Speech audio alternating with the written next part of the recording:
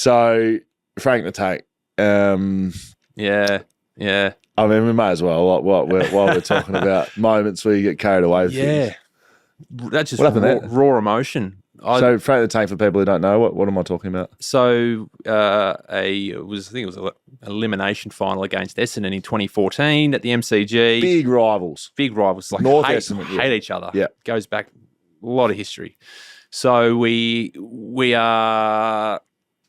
was it like? North hadn't won a final for a number of years. I don't think Essendon had featured in the finals much. So it was a big night. I think there was 70,000 people on a Saturday night, and the night before on the Friday night, I could see. I lived in a suburb, Essendon in Victoria. So I could see the G. I was on a hill. I could see the G from home. So Friday night, footy's on telly, and I'm on my tippy toes in one of my kids' bedrooms. I could see the glow of the MCG the night before, and I think I'd played the game in my head before Saturday night had come, as the term you hear sometimes in sport. And I'd had a horrible night. I hadn't really touched it for 3 quarters, and Essendon were in front, controlling the game. In the third quarter, Ben Brown kicked 3 goals. Sam Wright, playing off half-back, rebounded a number of Essendon inside 50s. So those 2 guys were pivotal in keeping us in the game. Fourth quarter, I still haven't had a kick. Like I'm worst on ground. And Paddy Ryder, I was in the ruck, and Paddy Ryder took a mark at nearly at 50 metres out on me because he pushed forward from a stoppage and I hadn't taken him. He takes his mark and then he plays on around me and kicks a snap from nearly 50. I see that goal. Yeah, it's impressive. So impressive. And I'm thinking, I'm flat already. I'm thinking, oh no, we're going to lose out of the finals. I'm done. My fault. I'm a senior player and I haven't had a kick. And I'm walking back to the other end of the ground, and Ben Cunnington said words to the effect, and Ben Cunnington was probably in his 5th year or 6th year at this point. He says, come on, Drewy, you're better than that.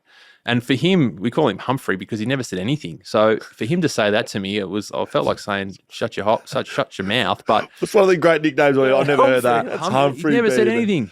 We never caught him. Well, we caught him a little bit, but we had too much respect for Cunners because he was an absolute tough gun. So my initial reaction was, but I never would have said it to him, but I was thinking, no, I need to take that on board. And a couple of minutes later, Jack Zeeble, I think it was or Nicky Dowell sort of kicks it forward. Cale Hooker, who'd had a really good night, really good player back then, was always up my backside, and I picked up a ground ball. I thought he was going to be right next to me. He wasn't, so I turned around and I snap and kick a goal. And it put us, so Paddy Ryder put Essendon back in front. I put us back in front. And this celebration just came. I had not rehearsed it. I had not premeditated it, because players do. You see the high fives; they all premeditate and practice that. I'd not practiced Frank the Tank at all, and it just come out. And it's just what happened. It was just raw emotion, because it was a nice goal, and it was a fourth quarter, put us back in front. But so the next ball up, we get the centre clearance. The footy comes forward. I get a handball from Daniel Wells, and then I kick a check side from 45, which was a better goal. And talk about electricity running through your body. Like, this was just the most amazing shock of adrenaline that went through my whole body that I've ever experienced, was when I kicked that second goal to put us 10 or 11 points clear of Essendon.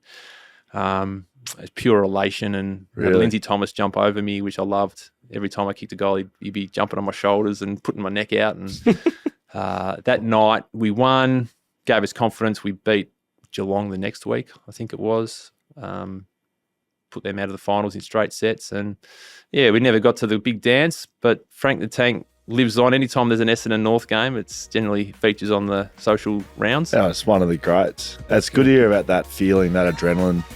Yeah. Did you miss that? That was just a little teaser of our full episode. They're out Wednesdays on YouTube, and you can listen to them wherever you get your podcast. Go on, get out of here,